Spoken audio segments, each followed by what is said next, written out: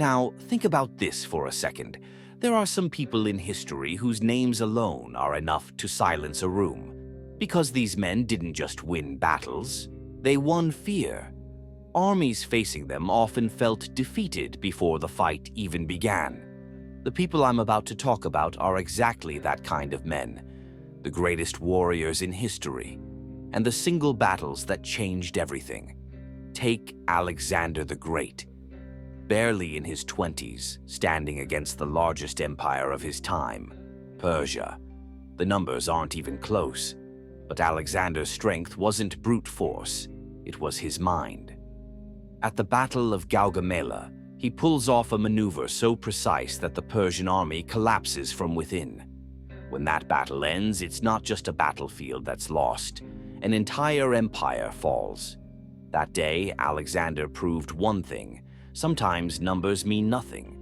Then there's Hannibal, the man who shook Rome to its core. Think about the Battle of Cannae. One of the largest Roman armies ever assembled faces the Carthaginians.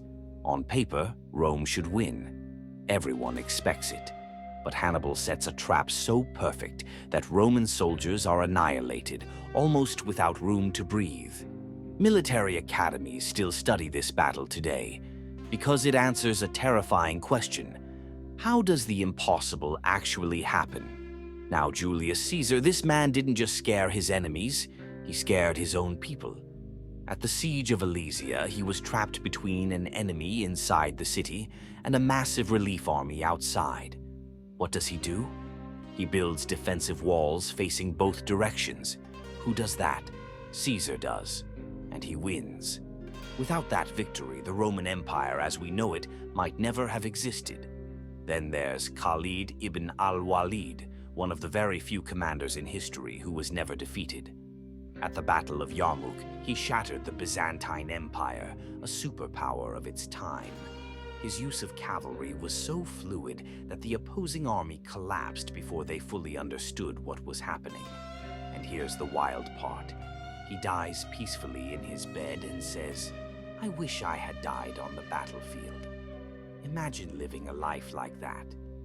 When we talk about Genghis Khan, the story changes completely, because this man didn't just win wars, he weaponized fear. If one city resisted, he made sure the next 100 wouldn't. During the Khwarezmian campaign, he erased an entire empire from the map. In some cases, cities surrendered without a fight just from hearing his name. Saladin is a different kind of legend. At the Battle of Hattin, he defeats the Crusaders using maneuver and deprivation, then retakes Jerusalem. But here's what sets him apart. He doesn't seek revenge. Even today, when people talk about chivalry, his name comes up. A warrior and a man of character. Then there's Napoleon. The Battle of Austerlitz is the peak of military genius. He deliberately appears weak, draws the enemy in, and destroys them in a single decisive move. 3 emperors lose in one day. Napoleon doesn't just win a battle, he becomes a legend. One of the most underrated names in history is Yi Sun-sin, a Korean admiral. He has just 13 ships. Facing him are 130 Japanese vessels. Logic says, run. He chooses to fight. At the Battle of Myeongyang, he uses tides and geography to achieve one of the most unbelievable naval victories ever recorded.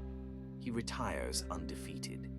A ratio like that has never been seen again at sea. And then there's Timur. At the Battle of Ankara, he defeats Ottoman Sultan Bayezid I, not only crippling the Ottomans, but completely reshaping the balance of power in the region.